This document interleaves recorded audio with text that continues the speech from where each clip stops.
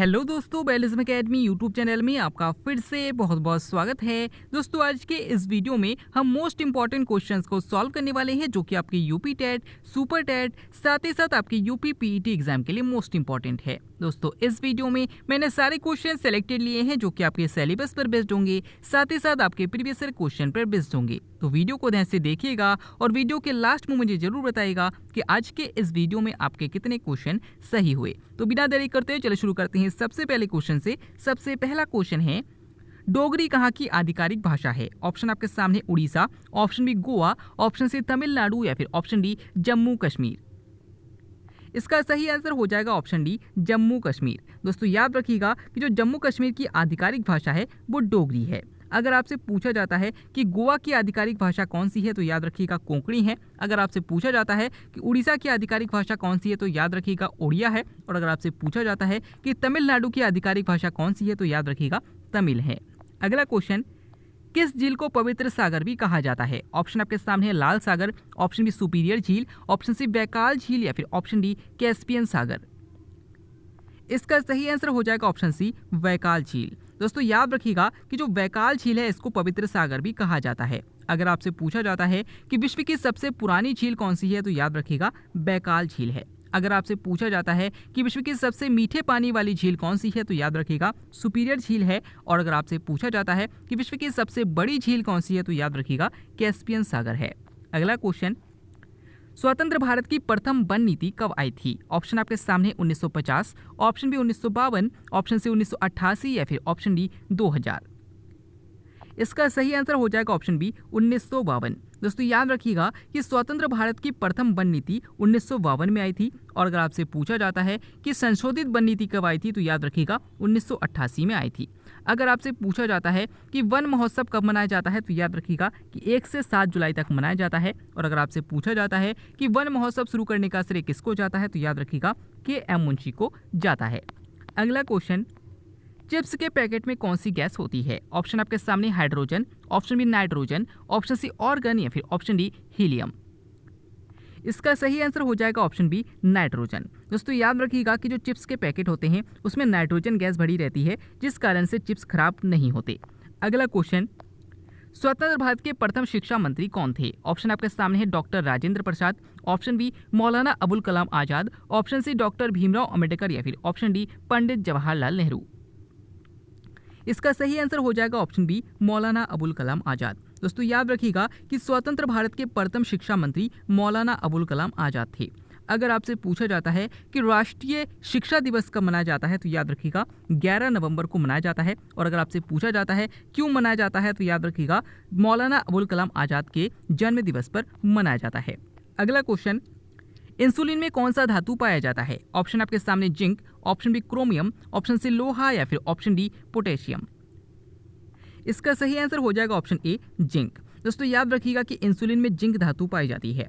अगर आपसे पूछा जाता है कि लोहे पर जंग को रोकने के लिए किसका प्रयोग किया जाता है तो याद रखिएगा जिंक धातु को उसमें मिलाया जाता है। अगला क्वेश्चन, बैरोमीटर का आविष्कार किसने किया था? ऑप्शन आपके सामने है पॉल मूलर, ऑप्शन बी टारे सेली, ऑप्शन सी H.C. यूरे या फिर ऑप्शन डी J.L. वियर्ड।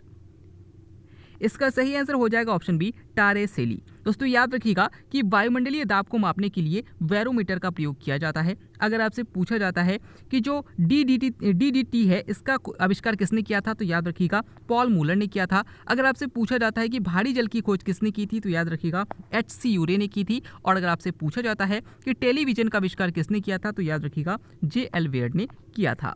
अगला क्वेश्चन, गिद्धों के विलुप्तीकरण का क्या कारण है? ऑप्शन आपके सामने insulin, option B penicillin, option C विषाणु या फिर ऑप्शन डी डाइक्लोफिनेक। इसका सही आंसर हो जाएगा ऑप्शन डी डाइक्लोफिनेक। दोस्तों, याद रखिएगा कि जानवरों के दर्द निवारण के लिए जो दवा दी जाती थी डाइक्लोफिनेक, इसके यूज करने के बाद जब ये जानवर मर जाते थे तो जब ये गिद्ध आकर इन जानवरों को खाते थे तो क्या होता था कि ये गिद्ध मरने लगते थे, जिस कारण से गिद्धों के विलुप्तीकरण का कारण जो माना गया वो डाइक्लोफिनेक को माना गया। तो याद रखिएगा, इंपॉर्टेंट क्वेश्चन है। अगला क्वेश्चन, राष्ट्रीय आय का पहली बार आकलन किसने किया था? ऑप्शन आपके सामने है Lord Mayo, option B Dadabhai Naoroji, option C Mountbatten या फिर ऑप्शन डी महबूब अल हक। इसका सही आंसर हो जाएगा option B Dadabhai Naoroji. दोस्तों याद रखिएगा कि राष्ट्रीय आय का पहली बार आकलन दादा भाई नौरोजी के द्वारा किया गया था। अगर आपसे पूछा जाता है कि वर्तमान में राष्ट्रीय आय का आकलन किसके द्वारा किया जाता है, तो याद रखिएगा CSO यानी कि सेंट्रल स्टैटिस्टिकल ऑर्गेनाइजेशन के द्वारा, यानी कि केंद्रीय सांख्यिकी संगठन के द्वारा किया जाता है। अगर आपसे पूछा जाता है कि भारत का वयोवृद्ध पुरुष किसे कहा जाता है, तो याद रखिएगा दादा भाई नौरोजी को कहा जाता है। और अगर आपसे पूछा जाता है कि धन निष्कासन का सिद्धांत किसने दिया था, तो याद रखिएगा दादा भाई नौरोजी ने दिया था। अगला क्वेश्चन, फोटोफोबिया किसकी कमी से होता है? ऑप्शन आपके सामने है vitamin A, option B vitamin B7, option C vitamin D या फिर ऑप्शन डी विटामिन B12। इसका सही आंसर हो जाएगा ऑप्शन डी विटामिन B12। दोस्तों याद रखिएगा कि विटामिन B12 को साइनोकोबालामिन भी कहा जाता है और इसकी कमी से फोटोफोबिया रोग हो जाता है।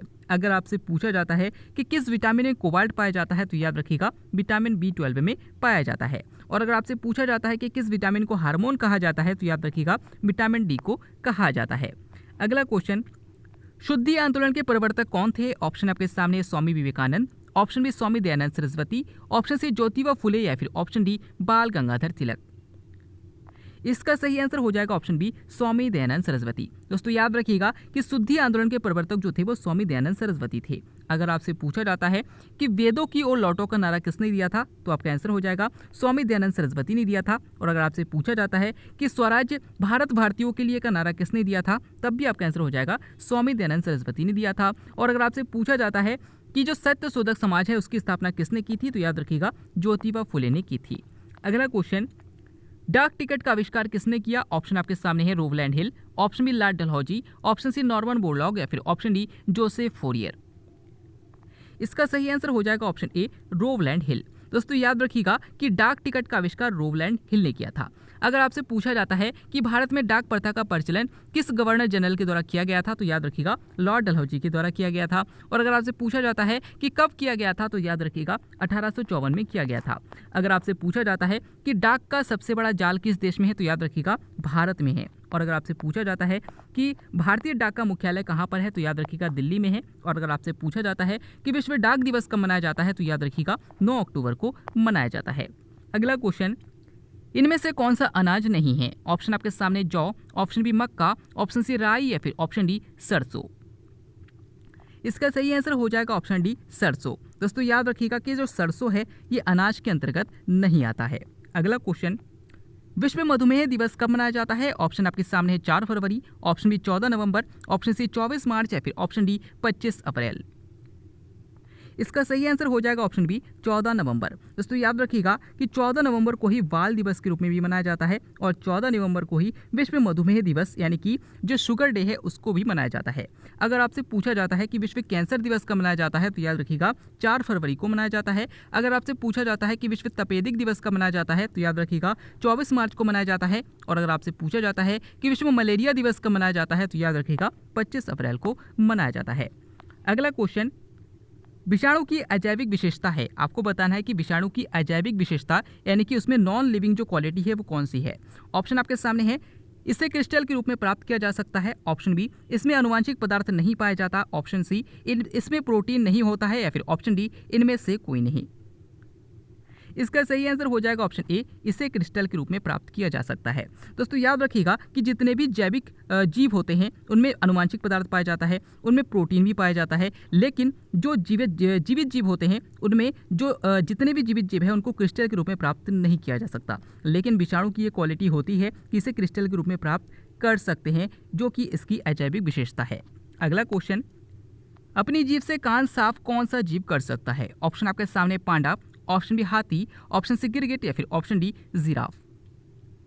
इसका सही आंसर हो जाएगा ऑप्शन डी जिराफ। दोस्तों याद रखिएगा कि जिराफ एक ऐसा जीव है जिसकी जीभ इतनी लंबी होती है कि वो अपनी जीभ से कान को भी साफ कर सकता है। अगला क्वेश्चन, तबले का आविष्कारक किसे माना जाता है? ऑप्शन आपके सामने Tansen, option B doctor Zakir Hussain, option C Aurangzeb या फिर ऑप्शन डी अमीर खुसरो। इसका सही आंसर हो जाएगा ऑप्शन डी अमीर खुसरो। दोस्तों याद रखिएगा कि तबले का आविष्कारक जो था वो अमीर खुसरो को माना जाता है। अगर आपसे पूछा जाता है कि हिंदी खड़ी बोली का जनक किसे माना जाता है, तब भी आपका आंसर हो जाएगा अमीर खुसरो को माना जाता है। अगर आपसे पूछा जाता है कि किस पूर्व राष्ट्रपति को तबला बजाने का शौक था, तो याद रखिएगा डॉक्टर जाकिर हुसैन। अगला क्वेश्चन, इनमें से कौन सा मेघालय का नृत्य है? ऑप्शन आपके सामने Rangma, option B Kathak, option C Laho या फिर ऑप्शन डी यक्षगान। इसका सही आंसर हो जाएगा ऑप्शन सी लाहो। दोस्तों याद रखिएगा जो लाहो है ये मेघालय का नृत्य है, कथक जो है वो कर्नाटक उत्तर प्रदेश का नृत्य है और जो यक्षगान है ये कर्नाटक का नृत्य है। अगला क्वेश्चन, हजार भाषाओं की भूमि किसे कहा जाता है? ऑप्शन आपके सामने Asia, option B Australia, option C Africa या फिर ऑप्शन डी यूरोप। इसका सही आंसर हो जाएगा ऑप्शन सी अफ्रीका। दोस्तों याद रखिएगा कि अफ्रीका को हजार भाषाओं की भूमि कहा जाता है। अगर आपसे पूछा जाता है कि काला महाद्वीप किसे कहा जाता है तो याद रखिएगा अफ्रीका महाद्वीप को कहा जाता है, और अगर आपसे पूछा जाता है कि भविष्य का महाद्वीप किसे कहा जाता है तब भी आपका आंसर हो जाएगा अफ्रीका महाद्वीप को कहा जाता है। अगला क्वेश्चन, रक्त चंद्रमा किससे संबंधित है? ऑप्शन आपके सामने पूर्णिमा, ऑप्शन बी चंद्र ग्रहण, ऑप्शन सी अमावस्या या फिर ऑप्शन डी सूर्य ग्रहण। इसका सही आंसर हो जाएगा ऑप्शन बी चंद्र ग्रहण। दोस्तों याद रखिएगा कि ऐसा चंद्रग्रहण जिसमें चंद्रमा पूरा लाल होता है उसे रक्त चंद्रमा कहा जाता है। तो याद रखिएगा कि ब्लड मून की जो घटना होती है वो इसी को कहा जाता है। अगला क्वेश्चन, सर्वदाता रुधिर वर्ग कौन सा है? ऑप्शन आपके सामने O positive, option B O negative, option C A B positive या फिर option D A B negative. दोस्तों इस क्वेश्चन का आंसर आपको हमें कमेंट के अंदर बताना है। इस क्वेश्चन को मैंने कल की वीडियो में करा दिया था, तो अगर आपने कल का वीडियो ध्यान से देखा होगा और समझा होगा तो आप इसका आंसर जरूर कर पाएंगे। आज का वीडियो आपको कैसा लगा, साथ ही साथ आज के वीडियो में आपके कितने क्वेश्चन सही हुए, कमेंट करके जरूर बताइएगा। अगर आप फेसबुक पेज और टेलीग्राम ग्रुप को ज्वाइन करना चाहते हैं तो डिस्क्रिप्शन में लिंक दिया गया है, वहां से आप ज्वाइन कर सकते हैं। हम फिर से लौटेंगे एक नया इंटरेस्टिंग वीडियो लेकर, तब तक के लिए देखते रहिए, सीखते रहिए।